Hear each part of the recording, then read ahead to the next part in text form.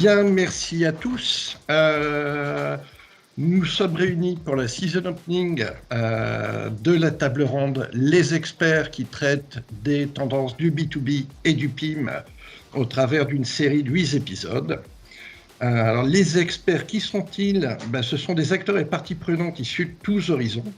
En premier lieu, des clients et décideurs curieux qui veulent explorer de nouvelles routes et souhaitent avoir des réponses à leurs questions.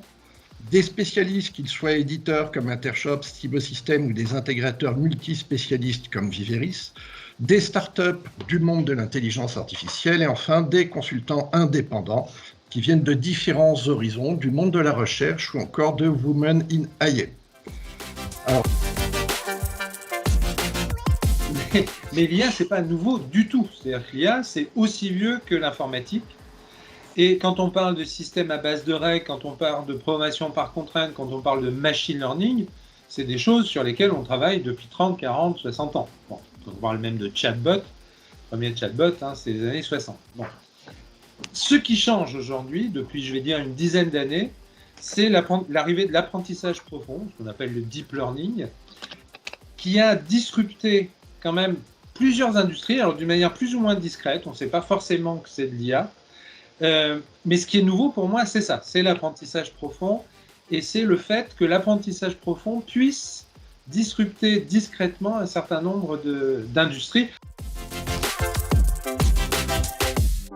Ce qui change beaucoup dans le B2B, c'est qu'en fait, les cas d'usage B2C sont en train de basculer dans le B2B. Et ça, c'est une tendance de fond, et ça, je pense que c'est assez disruptif. Concernant l'IA, moi, ce que je vois, en plus, je m'intéresse beaucoup, c'est un sujet qui m'intéresse beaucoup, l'IA, c'est qu'en fait, bon, premièrement, tout le monde fait de l'IA, tout le monde fait de l'IA sans le dire. L'IA, c'est devenu quelque chose de marketing, un tampon. Voilà, on fait l'IA, on ne sait pas ce qu'il y avait rien, mais on fait l'IA. Donc, c'est pour ça qu'effectivement, comme disait Pascal, je préfère parler de deep learning. Au moins, là, c'est précis, ça correspond à une technologie bien précise. Et ce qu'on voit aujourd'hui, c'est qu'en fait, le deep learning s'intègre dans des solutions, des cas d'usage déjà existants, mais qu'il est en train de remplacer des technologies plus classiques que tu évoquais, qui sont des moteurs de règles combinés à des algorithmes mathématiques, la recherche opérationnelle, statistique, etc.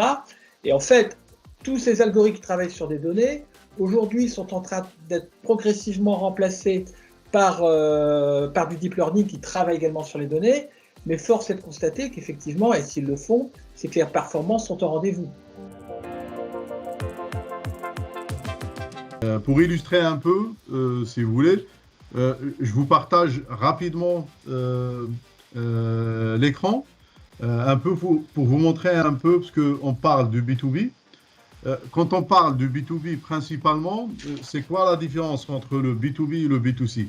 Dans le B2C, on a un seul client qui va acheter. Dans le B2B, c'est une organisation qui va acheter. Une organisation, c'est des groupes, c'est des groupements ou plusieurs acheteurs.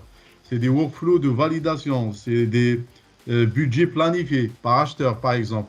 Les commandes, dans le B2C, en général, c'est des commandes simples. Dans le B2B, c'est des commandes complexes, puisqu'il y a des regroupements d'achats. Les prix de base dans le B2C, c'est des prix fixes. Dans le B2B, c'est des prix spécifiques. Pareil pour la livraison, une livraison unique dans le B2C. Dans le B2B, c'est multi-livraison. Et donc, l'IA, ça peut s'appliquer par rapport à toutes ces différences, au-delà des cas d'usage et des cas pratiques qu'on voit dans le B2C. On peut imaginer de l'IA, par exemple, du fait que les utilisateurs dans le B2B, c'est différent, ils ont des plafonds budgétaires différents, forcément, on ne va pas leur recommander les mêmes produits. Donc ça, c'est un cas d'usage. Donc, le B2B et l'acheteur B2B, c'est un spécialiste. C'est quelqu'un qui connaît les produits qu'il souhaiterait acheter. Et donc, il est aussi à la recherche de beaucoup de documentation, beaucoup d'informations par rapport aux produits qu'il achète. Il n'achète pas pour lui-même, parce que dans le B2C, en général, on achète pour nous-mêmes. Dans le B2B, on achète dans le cadre de notre boulot, enfin de notre travail. Donc, on n'a pas forcément les mêmes réflexes et la même approche. C'est un modèle qui s'appelle GPT-3, qui a été conçu donc par OpenAI. Je pense qu'aujourd'hui, il y a deux très gros labos privés qui font des choses incroyables. C'est OpenAI, qui a été financé à l'origine par Elon Musk, et DeepMind, qui a été racheté par Google. Donc GPT-3, c'est un très gros modèle qui a 175 milliards de neurones, qui a été entraîné sur presque tout le web, une grosse partie de la littérature, Wikipédia, etc. Il a été entraîné sur à peu près 1000 milliards de mots. Et ce qui est très étonnant quand on voit GPT-3, c'est que là, on a une discussion entre un être humain, qui s'appelle Researcher, très bien, et puis Wisebeing, qui est l'IA. Et donc là, par exemple, on a une conversation sur le coronavirus, et je ne sais pas, par exemple, on demande à l'IA, est-ce que vous pensez que le vaccin va finalement combattre complètement le virus? Et l'IA dit non, à mon avis, on ne va pas réussir à le stopper, on va seulement retarder le problème et la pandémie continuera jusqu'à ce que le système s'adapte. Ce que je veux dire par là, c'est que par rapport à ce qu'on a aujourd'hui sur les bots ou les assistants de relations clients, qu'il faut bien le dire, ne marchent pas. Ça fait des dizaines d'années qu'on essaye de faire des systèmes conversationnels et ça ne marche pas.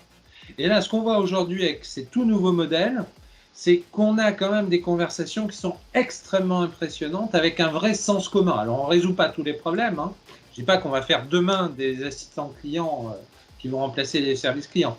Je dis qu'aujourd'hui, on a des choses quand même très impressionnantes. Je voulais juste montrer autre chose par rapport à ce qu'on a dit tout à l'heure. C'est toujours un modèle à base de GPT-3. Là, on a une phrase. Je veux un fauteuil en forme d'avocat. Attention, ce que je trouve ici, ce ne sont pas des images du web. Ce sont des images que l'IA a dessinées elle-même. Alors, je ne sais pas, je prends par exemple, je voudrais une théière en style d'orchidée, pourquoi pas. On voit bien l'intérêt que peut avoir ça sur de la personnalisation. C'est-à-dire que moi, je me rappelle, il y a 15 ans, j'étais directeur innovation d'un grand groupe. Et donc, on a discuté notamment avec Bruno, par exemple, pour faire de la personnalisation de produits en B2B. Des stylos, des choses comme ça. Alors, on y arrivait, mais enfin, ce n'était pas très joli. Aujourd'hui, on peut faire presque de la conception. Je ne sais pas, je veux un flacon de parfum que me demande un client. Dans un flacon de parfum qui ressemble à des flacons de parfum de telle ou telle marque, mais qui en même temps a, je sais pas, une forme d'orchidée, et bien l'IA va commencer à pouvoir suggérer des choses. Et ça, pour moi, il y a vraiment une disruption là-dessus. Et je ne suis pas sûr qu'on mesure encore tout à fait tout ce qu'on peut faire avec. C'est-à-dire qu'il y a effectivement la continuation de ce qu'on faisait en prédiction, en prévision de vente, en logistique, etc. Et là, aujourd'hui, il y a de nouveaux usages qui arrivent dont on n'a peut-être pas totalement idée. Monsieur Cariou, Bien. Monsieur Barata qui nous a rejoint. Oui, merci déjà à tous là, pour ces propos à la fois clairs et je trouve qui projettent aussi sur l'avenir. Moi, je pense que le mot qui a été prononcé, c'est data, et c'est vrai que c'est la source à la fois d'une bonne IA et d'une bonne performance de manière générale.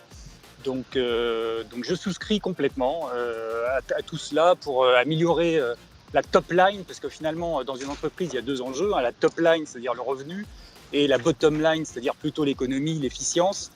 L'IA a clairement un rôle à jouer des deux côtés. Merci. Alors, je vous rejoins tous, Julien Barada, donc de Total Lubrifiant.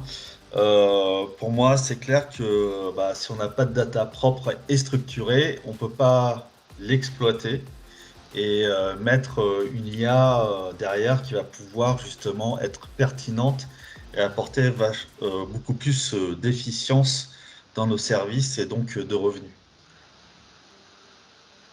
Merci.